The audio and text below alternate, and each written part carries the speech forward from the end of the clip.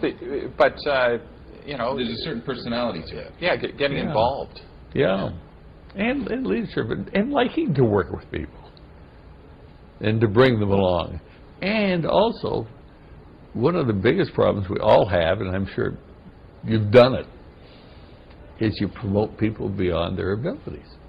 Yeah. They're doing a good job there, and they say, well, we better give Charlie a shot. You know, and we give Charlie a shot, and Charlie can't handle it.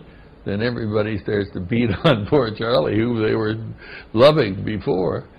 And the best thing to do is get him back to doing what he was doing, or her back to what she was doing. Yeah.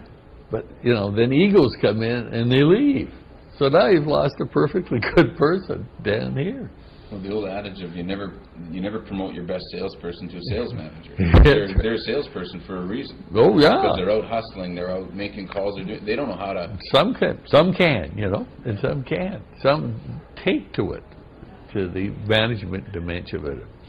Others, no, they like working back and forward, you know, with the customer. The best salespeople were ex-priests, people that like to be with other people. That's why you always kept your pricing back, because there were such nice people, and the buyers are beating on their head, and they say, "Oh, gee, I guess I pay." So, if you were, you know, think about how active you were and everything you did, and you were one of the top students, even academically, and that when you were going through. And but what advice would you give to students who are in business school today? Well, go make sure that's what you want to do. Yeah.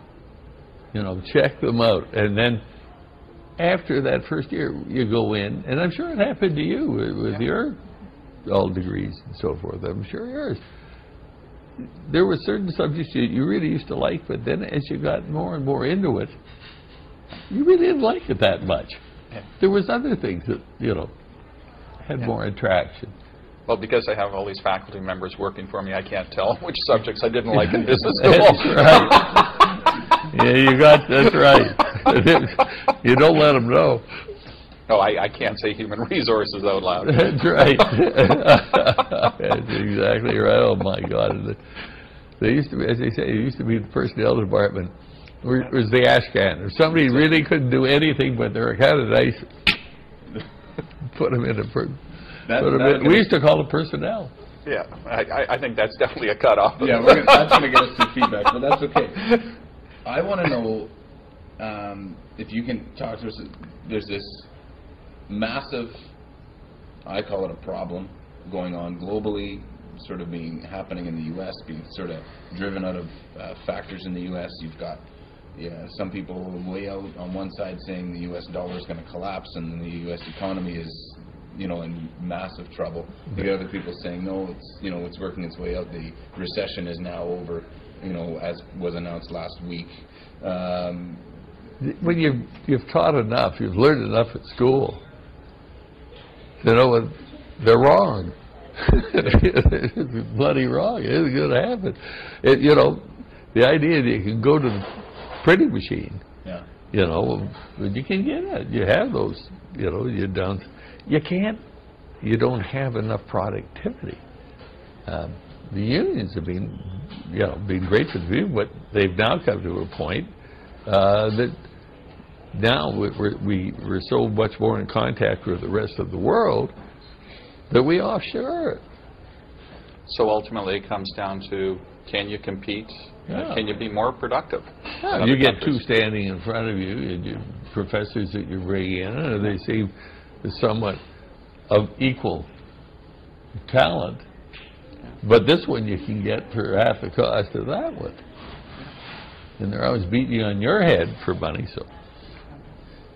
But is that, I mean, where does the U.S., I mean, how does it shift? How does it, I mean, it's shifting right now. Well, but a lot of people are saying that they're sort of coming back out of that, which... Well, they had to bounce back up, but that isn't even halfway up to where it was. The fact that your bonds are out now, and they're starting to kick up over 5s, you know, they're moving that up, and meanwhile you're trying to shuffle the mortgages.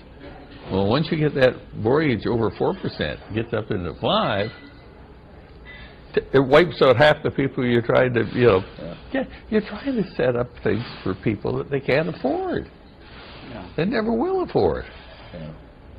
And if you had tons of the Sultan of Brunei, and you were just run Brunei, you can do it. Yeah. And they're going in for, the same thing and put in your clunker car. Well, all you're doing is cars that you're going to sell out there, you're going to sell them here. They're not very productive as far as the money is concerned. So this fundamental shift that should be, they're trying to, or any global economy is trying to, I mean, things are just fundamentally from manufacturing to knowledge to productivity. Well, then they get all upset, and then some of those salaries are obscene and they should jump. But they have the one thing, you got to be competitive. So they get hired, and you see in your business. All of a sudden they're knocking on your door, and you're going to double your salary and so, and even though it's in West Virginia, someplace you don't like, you'll think about it. And this is the same thing that's happening there. And of course that tends to grow up. Now, where the fault is for, if the numbers are going up, they don't care. The shareholders don't care. If you have make $26 million, $30 million a year, if they're making it that way, then they're all hollering and jumping up. Yeah. And it's like pricing something. They'll price that out as long until it hits the top. And you got all these people hustling, and we all knew something was going to happen. Just when.